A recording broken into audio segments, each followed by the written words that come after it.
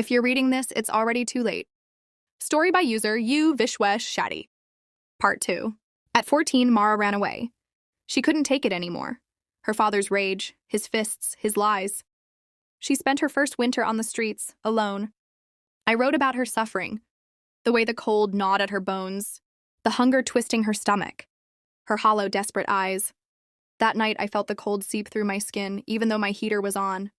I felt the ache of hunger, even though I'd eaten. I heard her breath, so faint but unmistakably there. It was like she wanted me to feel her pain. The more I wrote, the louder she became. Her story bled into my reality, and I started to believe it wasn't just a story anymore. I thought about deleting everything, ending it right there.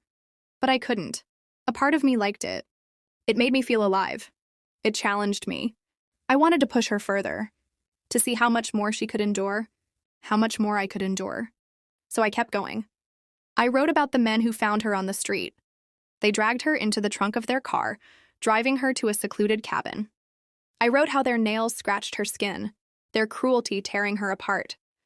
That night, I woke up screaming. I felt nails clawing at my flesh, invisible hands pinning me down. I couldn't fight back. When it was over, I looked at my arms and saw the scratches, deep, red welts that hadn't been there before. This wasn't just my imagination anymore. I could see the marks, real, physical, undeniable. I had to stop. But then she whispered. She told me I couldn't stop.